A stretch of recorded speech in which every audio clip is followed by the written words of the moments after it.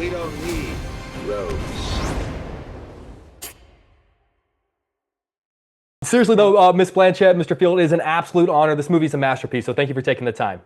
Thank you. Thank you. I'm going to jump into this since we have 5, maybe 6 minutes.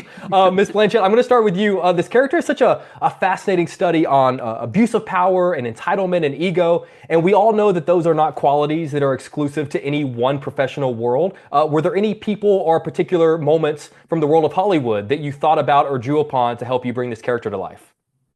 You know, I even though the character I play is a musician at the peak of her abilities, leading a major German orchestra, a cultural institution, she could have just as well been an architect or the head of a major banking corporation. I think it's not about an individual as much as it is about an examination of power itself.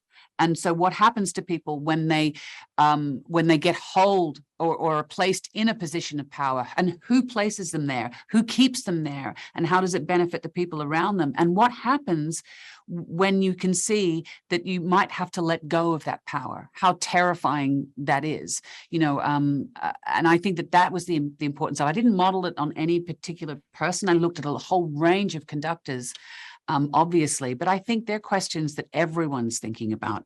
I mean, it's only a heartbeat ago that we were in a Me Too conversation of Black Lives Matter, and already those terms, because they're challenging major systems of power, have become pejorative. You know, we haven't even processed that. So I felt like that was the world in which we were telling this story. And of course, it's a portrait of a person, but it's a person within a system.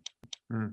When you talk about those questions, and this question's for both of you, I really think that this character is going to stir up, I guess, a lot of debate, because some people are going to look at her as a predator of the Me Too movement, and other people maybe might see her as a victim of like the so-called cancel culture. So I'm curious, Mr. Field, as the person who put pen to paper and brought her to life, and Miss Blanchett as the actor who brought her to life, to what degree are you able to judge her, or is it dangerous to judge a character in a film like this?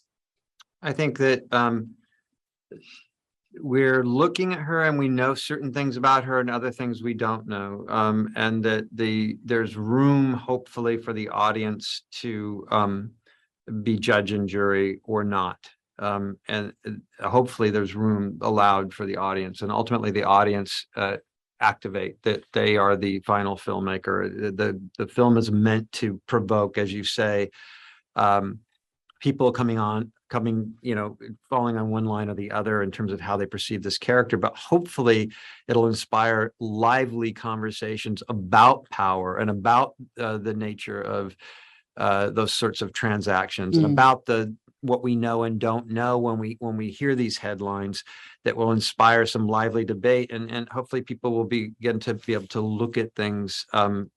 This is a highfalutin, you know, sort of wish, you know, for any filmmaker, but that people will begin to examine what their feelings are about those things.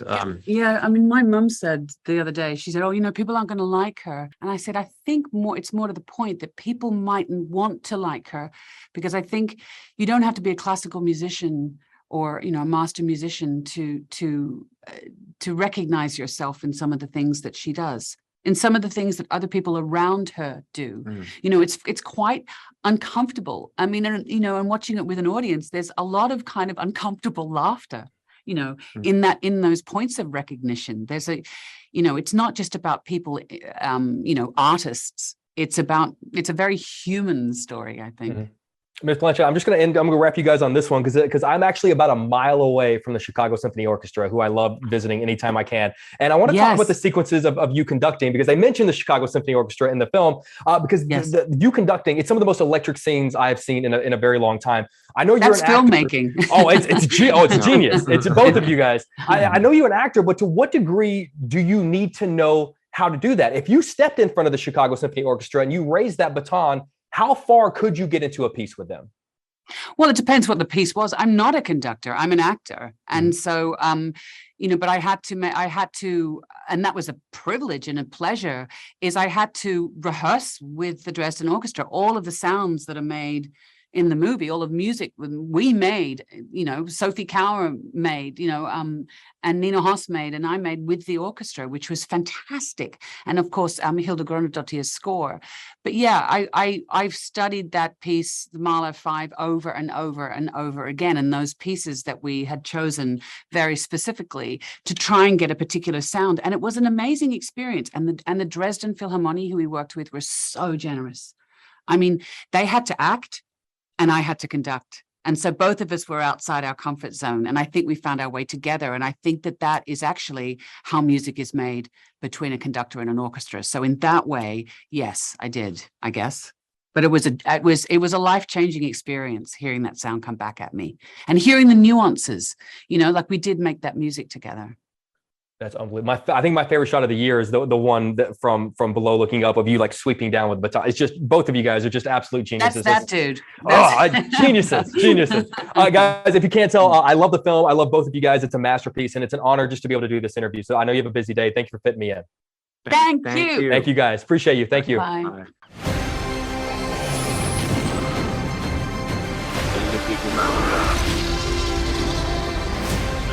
Where we're going, we don't need roads.